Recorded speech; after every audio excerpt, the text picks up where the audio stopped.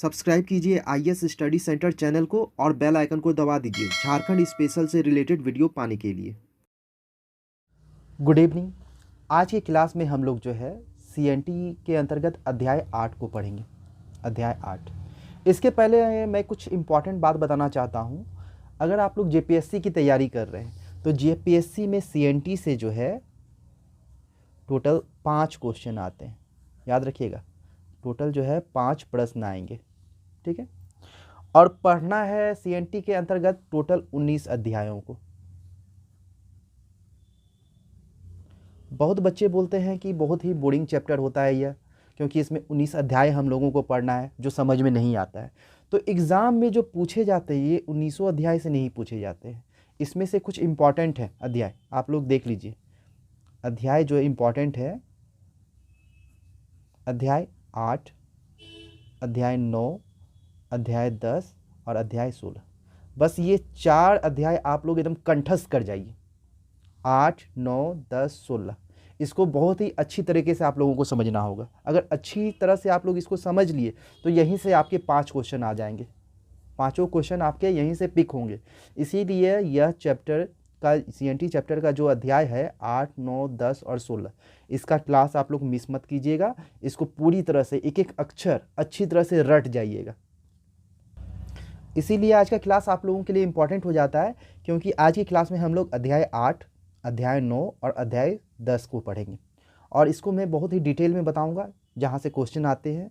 तो आप लोग अच्छी तरह से नोट डाउन कीजिए और रट जाइए। मैं बार बार बोल रहा हूँ, रट जाइए। यहाँ समझिएगा भी और एक एक चीज़ को रट जाइएगा। 8, 9 और 10 और 16 से ये 4 अध्याय आप अच्छी तरह से कंप्लीट कर लीजिए।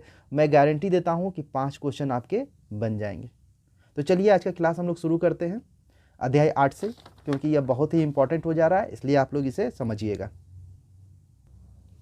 अध्याय 8 यह जो है बहुत ही VVI है, ठीक है। इसके अंतर्गत जोतों और भूधृतियों के पट्टे और अंतरण के बारे में हम लोगों को पढ़ना है। यानी जो भी जमीन है उसके लीज के बारे में पढ़ना है। पट्टा मतलब लीज होता है। लीज पेपर आप लोग जानते होंगे। कोई भी ज़मीन जैसे लिया जाता है उसको लीज पे ले लिया जाता है 100 साल के लिए। जैसे कि कोई भी फ्लैट है, 100 साल नहीं, कुछ भी दिन के लिए जो लिया जाएगा। जैसे फ्लैट हम लोग खरीदते हैं तो हम लोगों को जो है 99 साल के लिए वो लीज पे दिया जाता है, तो वही पट्टा या लीज हो गया। फिर अंतरण मतलब ट्रांसफ़र, किसी को हम बेच रहे हैं, ट्रांसफ़र कर रहे हैं ज़मीन, तो वो हो गया। यानी अध्याय 8 के अंतर्गत हमें जो है जोतों और भूधृतियों यानी कि ज़मीन के बारे में पढ़ना है, जिसमें पट्टा और अंतरण उसका देखना है हम लोगों को। इसके अंतर्गत धारा 44 से धारा 51 तक को हम लोगों को पढ़ना होगा। तो चलिए शुरू करते हैं। यह भाग जोतों एवं पट्टों के हस्तांतरण से संबंधित है, यानी कि जमीन के ट्रांसफर से संबंधित है, तथा इस भाग में भूमि हस्तांतरण को प्रतिबंधित किया गया है। यह जो अध्याय है इसके अंतर्गत जो भी लैंड का ट्रांसफ़र किया जा रहा है उसे जो है उस पर बैन लगाया गया है, उसे प्रतिबंधित किया गया है। तो देखते हैं धारा पहला, इसके अंतर्गत धारा 44 है। इसके अनुसार प्रत्येक रैयत अपने भूस्वामी से एक पट्टा प्राप्त करने का अधिकारी होगा। यानी कि कोई भी रैयत है वह अपने भूस्वामी यानी जमींदार से एक पट्टा जो है पाएगा, एक जमीन का टुकड़ा पाएगा। यह किसके अंतर्गत है? तो धारा 44 के अंतर्गत है। अगला धारा की ओर बढ़ते हैं हम लोग, धारा 45। जब कोई भूस्वामी किसी काश्तकार को कोई पट्टा देगा तो भूस्वामी पट्टे की शर्तों के अनुरूप एक प्रतिलेख पाने का हकदार होगा। यानी कोई ज़मीन दे रहा है तो उसके बदले में लीज पेपर एक आता है। जैसे कोई ज़मीन आप ले रहे हैं ना, तो लीज पेपर बनाते हैं ना कि हम इतना साल के लिए ले रहे हैं, तो वही लीज पेपर पाने का अधिकारी होगा भूस्वामी। जो जमींदार है उसे एक लीज पेपर मिलेगा रैयत की ओर से। तो यहाँ पे हम लोगों ने धारा 44 और धारा 45 को देखा। और यहाँ पे बार बार एक वर्ड आ रहा है पट्टा, ये पट्टा शब्द। तो इसके उत्पत्ति के बारे में भी हम लोग देख लेते हैं कि ये पट्टा शब्द आया कहाँ से, ठीक है। आगे बढ़ते हैं। पट्टा एवं काबूली या कबूलियत व्यवस्था शेर शाह द्वारा आरंभ किया गया था। याद रखिएगा, यह जो वर्ड है पट्टा और काबूलियत, यह व्यवस्था किसके द्वारा आरंभ किया गया था? तो शेर शाह के द्वारा आरंभ किया गया था। मैं बार बार बता रहा हूँ, पट्टा व्यवस्था जो है ना वह शेर शाह के द्वारा आरंभ किया गया, तथा पट्टा सरकार द्वारा किसानों को अधिकार पत्र के रूप में दिया जाता था, तथा कबूलियत किसान द्वारा सरकार को लगान देने का पत्र था। यानी कि सरकार द्वारा जो है किसानों को एक अधिकार पत्र दिया जाता था। मतलब कि आज से, जैसे सरकार बोल रही है कि आज से इस जमीन पे इस किसान का अधिकार है और इसके लिए एक लेटर थमा दिया, एक पत्र थमा दिया, जिसको अधिकार पत्र बोल रहे हैं। और इसी के बदले जो है एक कबूलियत किसान द्वारा सरकार को लगान देने का पत्र था। यानी कि ये जो कबूलियत है, यह भी एक पत्र ही है। जैसे वो अधिकार पत्र था ना, उसी तरह यह कबूलियत पत्र है जो किसान द्वारा सरकार को दिया जाएगा कि अब से जो है हम सरकार को लगान देंगे, इसके लिए एक लेटर सरकार को दे रहे हैं। तो यह कबूलियत पत्र हो गया। मैं फिर से समझा दे रहा हूं कि पट्टा जो है क्या होता था, सरकार द्वारा किसानों को अधिकार पत्र के रूप में दिया जा रहा है और इसके बदले में किसान जो लगान देंगे उसके लिए एक जो पत्र होता था वही क्या है, कबूलियत है। तो यह स्टार मार्क था। तो आप लोग समझ गए होंगे पट्टा और कबूलियत जो है व्यवस्था किसके द्वारा शुरू किया गया था, शेर शाह के द्वारा आरंभ किया गया था। आगे बढ़ते हैं अब हम लोग। धारा 46, इस एक्ट के अनुसार यदि अधिभोगी रैयत अनुसूचित जनजाति यानी एसटी का सदस्य हो तो बिना उपायुक्त के अनुमति के इन्हें भूमि का विक्रय, विनिमय अथवा दान नहीं किया जा सकता है। यानी इस तरह से समझिए, अगर कोई एसटी है तो बिना उपायुक्त के अनुमति के वे अपने ज़मीन का जो है ना तो सेलिंग कर पाएगा, ना परचेज कर पाएगा, ना ही किसी को वह दान दे सकता है। ठीक है। तो धारा 46 के अंतर्गत हम लोगों ने देखा कोई भी अनुसूचित जनजाति का जो लोग होगा वो बिना उपायुक्त के अनुमति के, मैं बार बार इसीलिए दोहराता हूँ, बिना उपायुक्त के अनुमति के वह अपनी ज़मीन का कुछ भी नहीं कर सकता है। ना विक्रय यानी सेलिंग, ना विनिमय खरीद भी नहीं सकता है, और ना ही दान कर सकता है। अब आगे बढ़ते हैं हम लोग, और भी इंपॉर्टेंट फैक्ट देखते हैं इससे रिलेटेड। यदि इस प्रकार की भूमि का हस्तांतरण किया जा रहा हो तो इसके लिए निम्नलिखित शर्तों का पालन करना आवश्यक होगा। अगर उपायुक्त इसका परमिशन दे दिया और इसका हस्तांतरण यानी ट्रांसफ़र हो रहा है इस तरह का ज़मीन का, तो उसके लिए कुछ कंडीशन है। क्या क्या हो सकता है देख लेते हैं।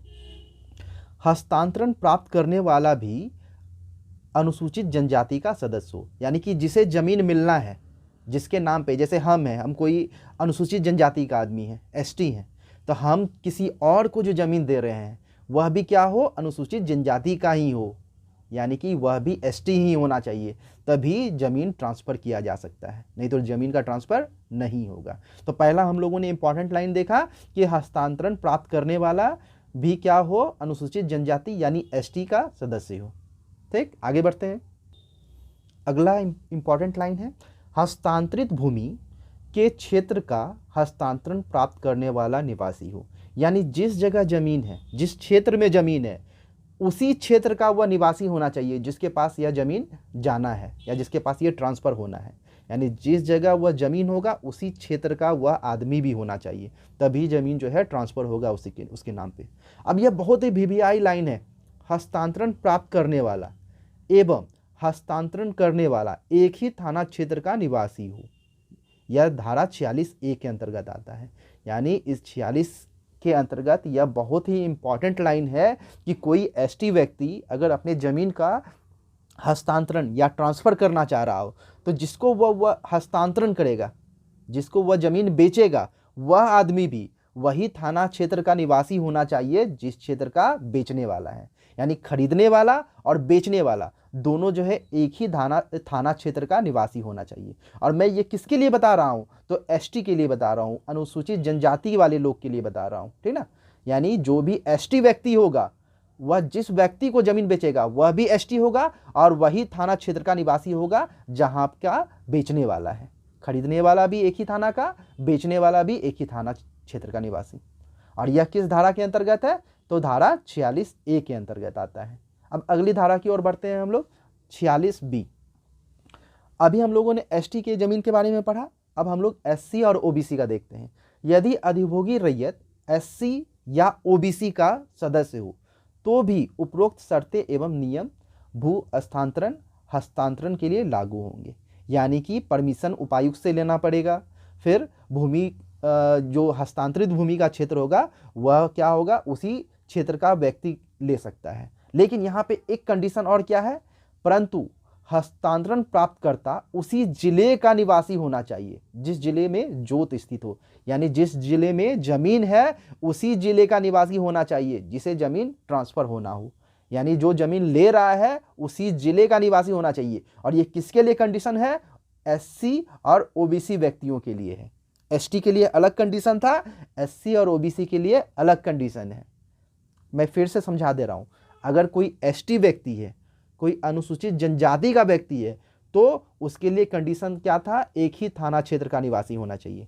जबकि कोई अगर एससी अनुसूचित जाति या नहीं तो ओबीसी वर्ग का आदमी है तो उसके लिए कंडीशन क्या है कि जो हस्तांतरण प्राप्त करता है वह उसी जिले का, मैं यहां जिला बोल रहा हूं बार बार, उसी जिले का निवासी होना चाहिए जिस जिले में वह जमीन आता हो। अब आगे बढ़ते हैं हम लोग धारा 46D की ओर। यदि अधिभोगी रैयत एससी, एसटी, ओबीसी वर्ग का सदस्य ना हो, यानी कि ये तीनों से अलग हो, मतलब जनरल हो, तो वह अपने जोत का पट्टा या अधिकार किसी भी व्यक्ति को हस्तांतरित कर सकता है। यानी अगर हम जनरल हैं तो हम अपने जमीन को किसी को भी बेच सकते हैं, चाहे वो एससी हो, एसटी हो, ओबीसी हो, जनरल हो, हम किसी को भी अपना जमीन बेच सकते हैं अगर हम जनरल है तो। लेकिन यहाँ पे भी एक कंडीशन है, देखिए क्या, लेकिन संरक्षित वर्ग में हस्तांतरण होने के पश्चात उस जमीन पर पुनः सभी शर्तें प्रभावी हो जाएगी। हम जनरल हैं और हम अगर जमीन एससी, एसटी, ओबीसी को बेच दिए तो अब इसका वाला कंडीशन चलने लगेगा। यानी एससी का जमीन एससी को जाएगा, नहीं सॉरी, एसटी का जमीन एसटी को जाएगा, एससी का जमीन एससी को जाएगा, ओबीसी का जमीन ओबीसी को जाएगा, वो वाला कंडीशन लागू हो जाएगा। यानी जनरल किसी को भी बेच सकता है, एससी को भी बेच सकता है, एसटी को भी बेच सकता है, ओबीसी को भी बेच सकता है और जनरल को भी बेच सकता है। लेकिन जैसे ही इन तीनों के पास जाएगा तो इनका कंडीशन चालू हो जाएगा। तो यह था धारा 46D। अब आगे हम लोग बढ़ते हैं। अब हम लोग देख लेते हैं एससी, एसटी और ओबीसी किसे कहते हैं। तो अनुसूचित जाति यानी कि एससी से तात्पर्य ऐसी जातियों से है जो अनुसूचित जाति आदेश 1950 के अनुसूची 2 में सूचीबद्ध हो। यानी वैसा व्यक्ति जिसका उल्लेख कहाँ हो? अनुसूचित जाति आदेश 1950 के अनुसूची 2 में उसका उल्लेख हो, तो वैसे ही व्यक्ति को हम लोग क्या बोलेंगे? एससी बोलेंगे। तो याद रखिएगा किसमें उल्लेख होना चाहिए? अनुसूचित जाति आदेश 1950 की अनुसूची 2 में उसका उल्लेख होना चाहिए, तभी वह व्यक्ति अनुसूचित जाति कहलाएगा। अब देखते हैं अनुसूचित जनजाति कौन कहलाएगा। तो इससे तात्पर्य ऐसी जातियों से है जो अनुसूचित जनजाति आदेश 1950 के अनुसूची 2 में शामिल हो। यानी वैसा व्यक्ति जो किसमें शामिल हो? अनुसूचित जनजाति आदेश 1950 की अनुसूची 2 में शामिल हो, वही आदमी क्या कहलाएगा? एसटी या अनुसूचित जनजाति कहलाएगा। अब ओबीसी कौन कहलाएगा या पिछड़ा वर्ग कौन कहलाएगा? तो वैसा जाति जो शैक्षणिक एवं सामाजिक आधार पर राज्य सरकार द्वारा राज्य के राजपत्र यानी गजट में, याद रखिएगा, राज्य के राजपत्र यानी गजट में पिछड़ा वर्ग घोषित किया गया हो, उसे ही हम लोग क्या बोलेंगे? ओबीसी बोलेंगे। अब आगे हम लोग बढ़ेंगे फिर।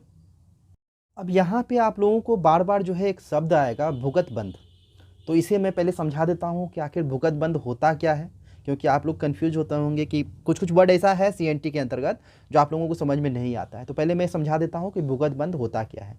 तो देखिए पहले इसका देख लेते हैं परिभाषा। फसल भोग बंध अधिकतम 7 वर्ष के लिए ऋण का मूल और सूद वापस नहीं करना है। समय सीमा की समाप्ति पर बंधित जमीन स्वतः वापस होती है। यानी कि इसके अंतर्गत जो है जमीन को जो है 7 वर्षों के लिए, याद रखिएगा कितने वर्षों के लिए, जो जमीन होगा उसे 7 वर्षों के लिए, अधिकतम मैं बोल रहा हूँ अधिकतम 7 वर्षों के लिए जो है बंधक रखा जा सकता है। और बंधक रखने के लिए कुछ पैसा देगा ना, जैसे हम हैं, हमको पैसे की ज़रूरत पड़ी तो हम जो है ज़मीन किसी को दिए, तो वह जिसे दे रहे हैं वह अधिकतम 7 वर्षों के लिए ज़मीन को बंधक रख सकता है और उसके बदले में जो है मुझे कुछ पैसा देगा। जैसे मैं ज़मीन रख दिया तो मुझे उसने 50,000 रुपया दिया। अब यह जो रुपया है, ना तो मुझे यह रुपया लौटाना है और ना ही यह 50,000 रुपया के बदले उसे कोई भी सूद देना है। 7 साल जैसे होगा वह ज़मीन जो है, ज़मीन का टुकड़ा जो है स्वतः यानी अपने आप जो है मुझे वापस हो जाएगा। उस 7 साल में जिसने ज़मीन लिया है लीज पे, उस 7 साल में उस ज़मीन पे कुछ भी वह कर सकता है, फसल उपजा सकता है, कोई भी काम कर सकता है। तो 7 सालों तक वह ज़मीन पे काम करेगा, लेकिन 7 साल जैसे कंप्लीट होगा वह ज़मीन मुझे वापस हो जाएगा और वापसी के बदले मैं उसे कोई भी पैसा वापस नहीं करूँगा। यानी सारा पैसा खत्म, सारा चीज़ खत्म। 7 साल आप सिर्फ उपभोग कीजिए ज़मीन का, उसके बदले में जो भी मैंने पैसा लिया था वो सारा खत्म, ना उस पर हम सूद देंगे ना ही मूड़ देंगे। ठीक है, तो आप लोग समझ चुके होंगे भुगत बंद किसे कहते हैं। अब आगे बढ़ते हैं। धारा 46 के अंतर्गत कोई अधिभोगी रैयत अधिकतम 7 वर्ष की अवधि तक अपनी भूमि को भुगतबद्ध बंधक रख सकता है। अभी तुरंत मैंने बताया था कि कोई भी अगर रैयत है तो अपनी ज़मीन को वह अधिकतम जो है कितने सालों तक भुगतबद्ध बंधक रख सकता है। तो ये याद रखिएगा, मैं बार बार बोल रहा हूँ, भुगतबद्ध बंधक ही रख सकता है 7 वर्षों के लिए। बंधक अलग चीज़ हो गया, भुगतबद्ध बंधक अलग चीज़ हो गया। ठीक है, क्योंकि मैंने इसे डिस्क्राइब ऊपर कर दिया है कि भुगतबद्ध बंधक क्या होता है। तो कोई भी रैयत अधिकतम कितने सालों के लिए अपनी ज़मीन को भुगतबद्ध बंधक रख सकता है, तो 7 वर्षों के लिए। इसमें भी एक अपवाद है। यदि बंधकदार बिहार और उड़ीसा सहकारी समिति अधिनियम 1935 यानी कि 1935 का बिहार उड़ीसा अधिनियम संख्या 6 के अधीन रजिस्ट्रीकृत हो तो अधिकतम 15 वर्षों तक भूमि को भुगतबद्ध बंधक रख सकता है। यानी कि अगर इसके अंतर्गत नहीं है तो मात्र 7 साल तक रखेगा, लेकिन अगर बिहार और उड़ीसा सहकारी समिति अधिनियम 1935 के अधीन है तो अधिकतम 15 वर्षों तक के लिए जो है जमीन को भुगतबद्ध बंधक रख सकता है। कितने वर्षों के लिए? 15 वर्षों के लिए। समझ में आया? अगर नॉर्मल है, नॉर्मल कंडीशन है, तो कोई भी रैयत 7 वर्षों के लिए, कोई भी रैयत 7 वर्षों के लिए अपनी जमीन को भुगतबद्ध बंधक रख सकता है। लेकिन अगर बिहार और उड़ीसा सहकारिता अधिनियम 1935 के अंतर्गत वो रजिस्ट्रीकृत है तो वह अपनी जमीन को जो है अधिकतम 15 वर्षों तक के लिए ही भुगतबद्ध बंधक रख सकता है। आगे बढ़ेंगे फिर हम लोग। रैयत द्वारा अपनी जोत या उसकी किसी भाग को बंधक या पट्टे पर अधिकतम 5 वर्षों के लिए दिया जा सकता है। अभी तक मैं भुगतबद्ध बंधक बता रहा था कि 7 वर्षों के लिए भुगतबद्ध बंधक रख सकता है, और अगर बिहार और उड़ीसा सहकारिता समिति अधिनियम 1935 के अधीन रजिस्ट्रीकृत है तो 15 वर्षों के लिए भुगतबद्ध बंधक रख सकता है। लेकिन अगर रैयत जो है अपनी जोत को जो है बंधक रखना चाह रहा है तो अधिकतम जो है 5 वर्षों तक ही वह बंधक रख सकता है। मैं सिर्फ यहाँ बंधक बोल रहा हूँ, सिर्फ बंधक रख सकता है। ठीक है, फिर आगे बढ़ेंगे हम लोग। आगे बढ़ रहे हैं। धारा 46(4) की उपधारा 1 के खंड क के अंतर्गत किसी रैयत द्वारा अंतरित यानी कि ट्रांसफर की गई भूमि को के पूर्ण वापसी के लिए 3 वर्ष के भीतर आवेदन देने पर उपायुक्त जमीन की वापसी करा सकता है। तो याद रखिएगा कि अगर कोई रैयत जो है ट्रांसफर की गई जमीन को अगर पुनः पाना चाह रहा हो, पूर्ण वापसी चाह रहा हो, तो 3 साल के भीतर ही जो है ना उसे उपायुक्त के पास जो है आवेदन देना होगा वापसी के लिए। और यह किस धारा के अंतर्गत है? तो धारा 46(4) की उपधारा 1 के खंड क के अंतर्गत है। फिर आगे बढ़ेंगे। उपायुक्त स्वप्रेरणा से या यदि कोई अनुसूचित जाति का अधिभोगी रैयत इस आधार पर अंतरण के समाप्ति का आवेदन उपायुक्त को देता है कि अंतरण उपधारा 1 क के उल्लंघन में किया गया था, तो उपायुक्त ऐसे आवेदन के संबंध में नियम से जांच करेगा। यानी कि उपायुक्त जो है खुद से या नहीं तो अनुसूचित जाति के रैयत द्वारा आवेदन देने पर इस प्रकार के आवेदन पर जो है वह जांच कर सकता है। इस पे भी एक कंडीशन है, उसे हम लोग देख लेते हैं।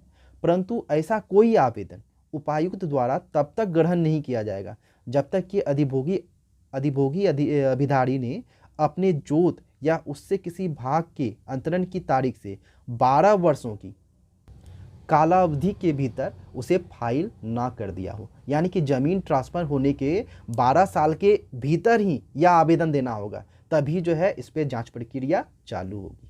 अब आगे हम लोग पढ़ेंगे। धारा 47 न्यायालय आदेश के अधीन रैयती अधिकार के विक्रय पर प्रतिबंध लगाया गया है। धारा 47 के अंतर्गत देखते हैं क्या है ये। इस धारा के अनुसार किसी भी न्यायालय द्वारा किसी रैयत के उसकी जोत अथवा उसके किसी भाग में अधिकार के विक्रय के लिए कोई डिक्री अथवा आदेश जारी नहीं किया जा सकता है। यानी कि किसी भी न्यायालय के डिक्री या आदेश से इस प्रकार की जो भूमि का विक्रय होगा वह नहीं किया जा सकता है। तो ठीक है, हम लोगों ने देखा धारा 47, इसके अंतर्गत देखा न्यायालय आदेश के अधीन रैयती अधिकार के विक्रय पर प्रतिबंध, यानी कि न्यायालय के आदेश या डिक्री पर भी इस प्रकार की बिक्री नहीं की जा सकती है। आगे बढ़ेंगे हम लोग। अब जो है ये जो धारा अभी हम लोगों ने पढ़ा, धारा 47, धारा 47, उसका कुछ अपवाद भी है, यानी कि न्यायालय जो है आदेश नहीं दे सकता है जमीन बिक्री के लिए, लेकिन उसका कुछ जो है अपवाद है, उसे हम लोग देख लेते हैं। यदि जोत का लगान बकाया हो तो सक्षम न्यायालय के आदेश अथवा डिक्री के निष्पादन में जोत अथवा उसके भूभाग का विक्रय किया जा सकता है। यानी कि लगान बकाया होगा तो कोई भी सक्षम न्यायालय जो है उस लगान वापसी के लिए, लगान के लिए जो है, लगान प्राप्ति के लिए जो है जोत का जो है बिक्री का आदेश दे सकता है। अगला देखते हैं अब हम लोग, राज्य सरकार द्वारा भूमि विकास उधार अधिनियम 1883, यह सब याद रखिएगा, राज्य सरकार द्वारा भूमि विकास उधार अधिनियम 1883 का भाग 19 या कृषक उधार अधिनियम 1884 1844 का 12वां, ठीक है, भाग, तथा बिहार उड़ीसा लोक मांग वसूली अधिनियम 1914 का बिहार उड़ीसा अधिनियम संख्या 4 के अधीन उधार दिए गए रकम की वापसी के लिए न्यायालय द्वारा जोत अथवा उसके भूभाग को विक्रय करने का आदेश दिया जा सकता है।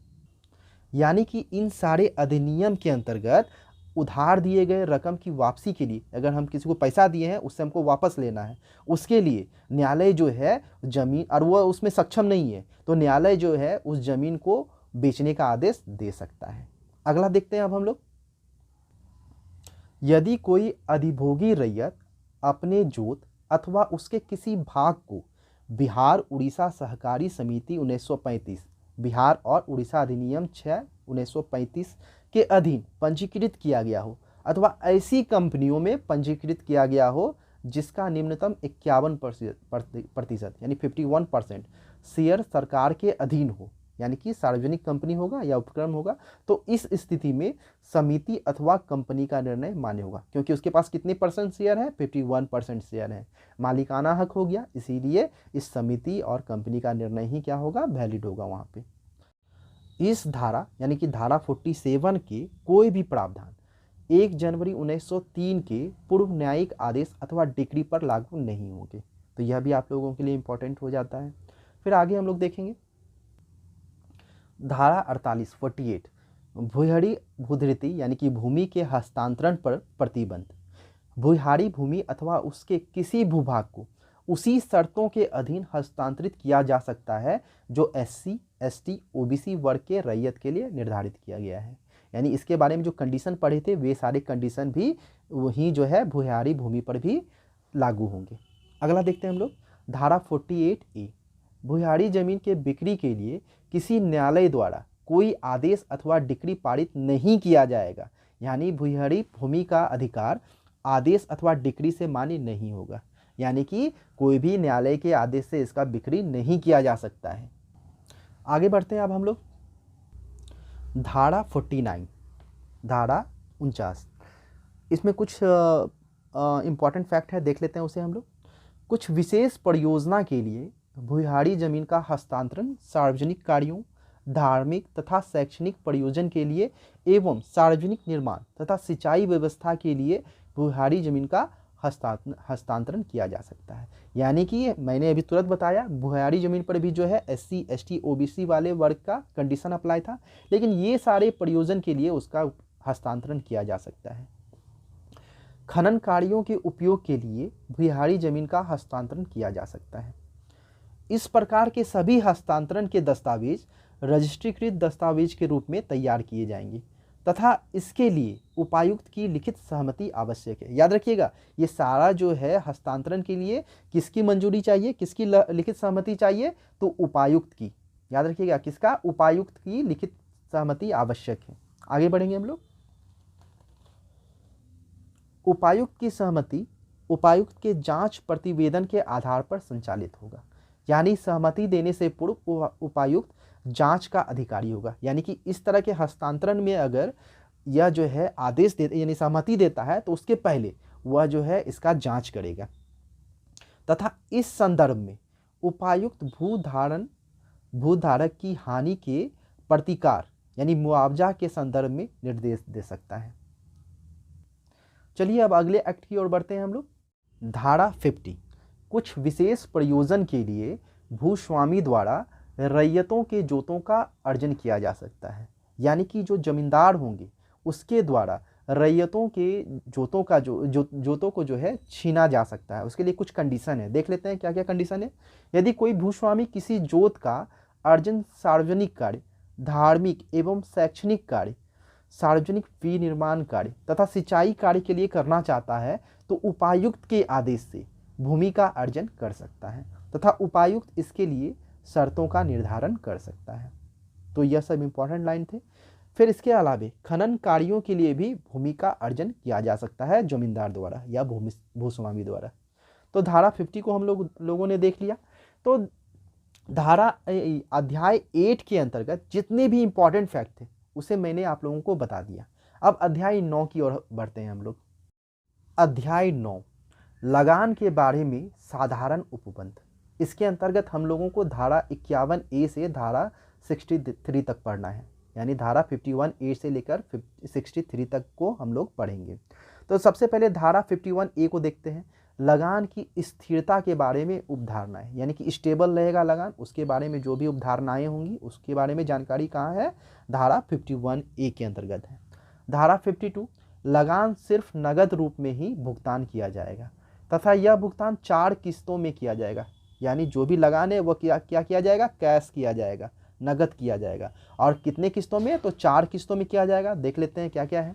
प्रथम किस्त जून के अंतिम कार्य दिवस पे संध्या 5 बजे तक, यानी कि 31 जून तक जो है यह प्रथम किस्त जमा किया जा सकता है, वह भी 5 बजे तक, संध्या के 5 बजे तक। फिर द्वितीय किस्त होगा वह सितंबर के अंतिम कार्य दिवस पर, यानी 30 सितंबर तक जो है द्वितीय किस्त जमा करना होगा। फिर तृतीय किस्त देखते हैं हम लोग, दिसंबर के अंतिम कार्य दिवस पे, यानी कि 31 दिसंबर तक जो है इसे जमा करना होगा। फिर अंतिम जो किस्त है वह मार्च के अंतिम कार्य दिवस पे, यानी कि 31 मार्च तक जो है इसे जमा करना होगा। तो हम लोगों ने धारा 52 के अंतर्गत देख लिया, लगान जो होगा सिर्फ नगद रूप में होगा जमा और 4 किस्तों में होगा। कब कब होगा वह भी हम लोगों ने देख लिया। अब हम लोग धारा 53 देखते हैं। लगान भुगतान की रीतियाँ देखते हैं क्या क्या है।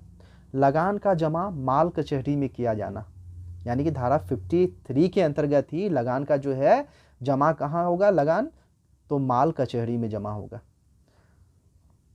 तथा लगान की जो राशि है उसका भुगतान करने पर रसीद निःशुल्क प्राप्त करने का अधिकार रहेगा, यानी लगान हम लोग जमा कर दिए, उसके लिए जो हमें रसीद मिलेगा, रिसिप्ट मिलेगा, वह उसके लिए कोई भी भुगतान नहीं लिया जाएगा, वह हम लोगों के लिए निःशुल्क होगा, फ्री होगा। ठीक है, आगे बढ़ते हैं। अगला धारा है 54 लगान तथा उसके ब्याज के लिए प्राप्तकर्ता द्वारा उचित रसीद प्रदान किया जाएगा। यह किसमें इसका उल्लेख है, तो धारा 54 में। धारा 55 लगान संबंधी मामलों में उपायुक्त का निर्णय अंतिम होगा, यानी लगान से संबंधित जितने भी मामले हैं उसमें उपायुक्त का जो है निर्णय अंतिम होगा। फिर अगला बढ़ते हैं धारा 56 जमा की प्राप्ति और उसके भुगतान की प्रक्रिया का उल्लेख किस में है, तो धारा 56 में है। धारा 57 जमा के पूर्व देय लगान के लिए वाद या आवेदन की परिसीमा, यह किसके अंतर्गत है, तो धारा 57 के अंतर्गत है। अब यह आप लोगों के लिए इंपॉर्टेंट हो जाता है धारा 58, इसे आप लोग समझिएगा अच्छी तरह से। धारा 58 लगान का बकाया एवं ब्याज। अब लगान का बकाया क्या होगा और ब्याज क्या होगा उसके बारे में हम लोग देख लेते हैं। यदि लगान निर्धारित तिथि के अंदर जमा नहीं किया गया हो तो उस स्थिति में लगान को बकाया के रूप में स्वीकार किया जाएगा। यानी हमने किसी से कुछ पैसा उधार लिया, जैसे कि जनवरी में मैंने पैसा लिया था और मैंने कहा कि फरवरी में मैं तुम्हें दे दूंगा, और मैं 28 फरवरी तक मैं जो है उसे पैसा नहीं दे सका, तो वह जो रकम है वह क्या हो गया, मेरे लिए बकाया हो गया। तो वैसे रकम को क्या स्वीकार किया जाएगा, बकाया स्वीकार किया जाएगा। बकाया राशि पर अधिकतम 6.25% की दर से वार्षिक ब्याज लगाया जा सकता है। मैं यहाँ बोल रहा हूँ वार्षिक ब्याज, यानी कि जो बकाया राशि हो गया उस पर कितना ब्याज लगेगा, वार्षिक ब्याज, तो 6.25। लेकिन अगर कोई 1 साल होने से पहले ही हमको पैसा लौटा दे रहा है तो उस कंडीशन में क्या होगा, तो देख लेते हैं। अगर कृषक 1 वर्ष के भीतर ही बकाया लगान चुका दे तो उस स्थिति में 3% ब्याज होगा। ठीक है, यानी कि वार्षिक ब्याज तो मैक्सिमम 6.25 होगा, लेकिन 1 साल के अंदर अगर हमको पैसा चुका दे रहा है तो मात्र उसे 3% ब्याज ही पे करना होगा। ठीक है, अगली धारा की ओर बढ़ते हैं हम लोग। अब धारा 59, भूधारक की बेदखली और बकाये के कारण पट्टे का रद्द किया जाना, ये इसका उल्लेख धारा 59 के अंतर्गत है। फिर धारा 60, लगान के बकाये का काश्तकारी पर प्रथम भार होना। धारा 61, विशेष परिस्थिति में लगान का नगद के बजाय वस्तु के रूप में परिवर्तित किया जा सकता है। अभी तक मैंने बताया था कि धारा 52 के अनुसार जब भी लगान होगा वह क्या होगा, नगद होगा, लेकिन कुछ कंडीशन अगर आ गया वैसा तो उसे जो है वस्तु के रूप में परिवर्तित किया जा सकता है। इसका उल्लेख किस में है, तो धारा 61 में है। आगे बढ़ेंगे अब हम लोग। यहाँ पे एक इम्पॉर्टेंट फैक्ट है, जान लीजिए। लगान की रसीद के लिए भूस्वामी अथवा उसके अभिकर्ता यानी वकील जो होगा उसके द्वारा एक निश्चित प्रारूप तैयार किया जाएगा तथा लगान का वार्षिक विवरण भी तैयार किया जाएगा तथा इसके उल्लंघन के आधार पर 1 महीने का साधारण कारावास अथवा 100 रुपया आर्थिक दंड अथवा दोनों से दंडित किया जा सकता है। ठीक है, यह जो है धारा 54 का विस्तार है। ये जो मैंने अभी बताया यह धारा 54 का विस्तार था। अब धारा 62 देखते हैं हम लोग। इसके अंतर्गत निर्धारित लगान के अपरिवर्तित रहने की कालावधि 15 वर्ष है, यानी कि कोई लगान है उसमें जो है 15 वर्षों तक कोई भी चेंज नहीं किया जा सकता है। यह किस धारा के अंतर्गत है, तो धारा 62 के अंतर्गत है। आगे बढ़ेंगे अब हम लोग 9 का जो है भाग 9A देखेंगे। इसमें जो है बंजर भूमि का बंदोबस्त के बारे में है। तो भाग 9A में जो है बंजर भूमि का बंदोबस्त के बारे में है। इसके अंतर्गत धारा 63A एवं धारा 63B आता है। तो दोनों को देख लेते हैं आखिर है क्या 63A और 63B। तो 63A देखिए क्या है। इस एक्ट के अनुसार राज्य सरकार द्वारा बंजर भूमि का बंदोबस्त एक निश्चित प्रारूप में पट्टा अथवा अमलनामा सहमति पत्र द्वारा किया जाएगा। अमलनामा मतलब सहमति पत्र होता है। बंजर भूमि के बंदोबस्त के लिए पट्टा या अमलनामा की 2 प्रति तैयार की जाएगी। याद रखिएगा, ये जो सहमति पत्र है इसका 2 प्रति बन रहा है, जिनमें से 1 प्रति रैयत को तथा 1 प्रति उपायुक्त को प्रदान किया जाएगा। अब हम लोग धारा 63B को देख लेते हैं क्या है। यदि बंदोबस्त की गई बंजर भूमि पर 5 वर्षों तक कोई कृषि कार्य नहीं किया जाता हो तो राज्य सरकार पुराने बंदोबस्त को समाप्त कर सकती है तथा राज्य सरकार नए बंदोबस्त के लिए स्वतंत्र होगा। तो हम लोगों ने भाग 9A को देख लिया, उसके अंतर्गत धारा 63A को देखा और 63B को देखा। अब हम लोग अध्याय 10 की ओर बढ़ेंगे।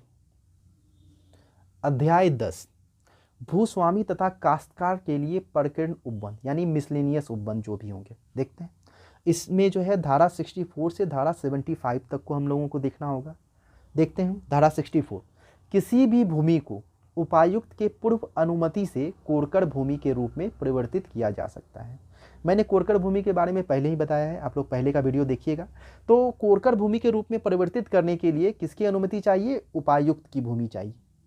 ठीक है, वह क्षेत्र जहां छोटा नागपुर काश्तकारी अधिनियम 1947 लागू है उन क्षेत्रों में कोरकर भूमि के परिवर्तन में उपायुक्त की आज्ञा आवश्यक नहीं होगी।